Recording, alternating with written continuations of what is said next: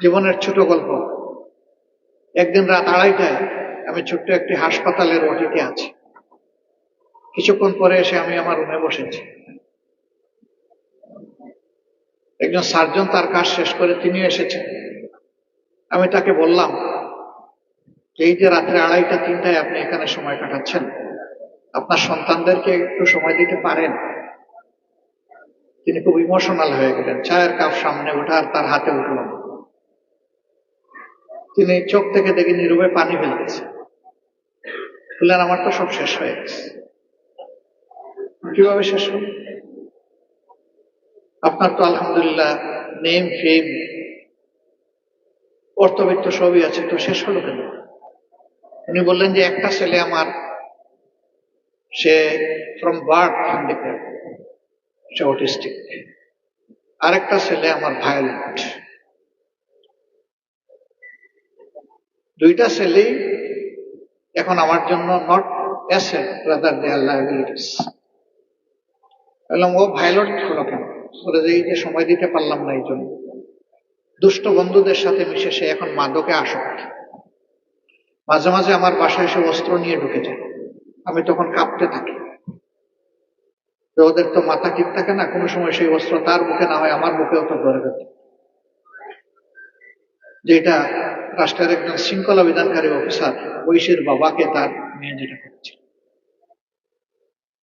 তাহলে আমার ওই অর্থ দিয়ে কি হবে? অর্থ আমার প্রয়োজন, কিন্তু হাউ মাচ আই নিড, কত আমার লাগবে,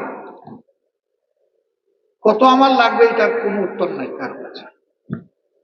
তার মানে হচ্ছে খোলা আসমানের নিচে দাঁড়িয়ে আপনি হাত বাড়াচ্ছেন উপরের দিকে আসমান স্পর্শ করার জন্য, নেভার। আপনি কখনো টাচ করতে পারবেন।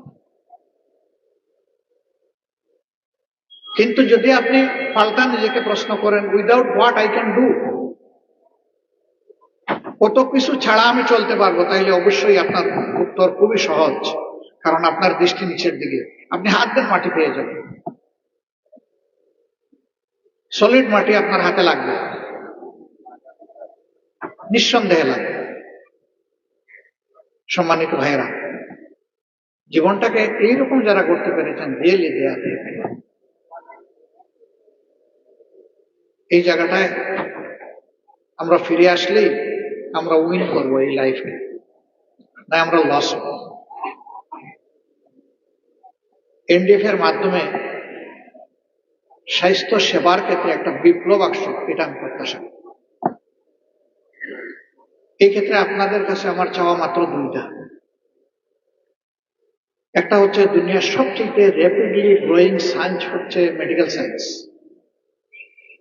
এই জায়গায় আমরা বহু পিছনে, আমাদের অবস্থান কপি অ্যান্ড পেস্ট। দুনিয়ার অন্যরা যেটা আবিষ্কার করে সেটা আমরা অনুসরণ করি। বাট এতগুলা মেধা, এত ব্রেইন আমাদের মাথা থেকে বের হয়ে আসবে না কেন? এই জন্য রিসার্চে আমাদের কিছু মানুষকে অবশ্যই আত্মনিয়োগ করতে হবে। রিসার্চের কোনো বিকল্প নেই। R&D-তে আমাদেরকে একটা মেজর ফোকাস দিতেই হবে। দুর্ভাগ্যক্রমে রাষ্ট্রীয় কাঠামোতেই এটাকে কোনো পৃষ্ঠপোষকতা দেওয়া হয় না, নাড়ছাড় করা হয় না। আমরা নিজের থেকে কি করতে পারি আমাদের সীমিত সামর্থ্যের ভিতরে, এখান থেকে শুরু।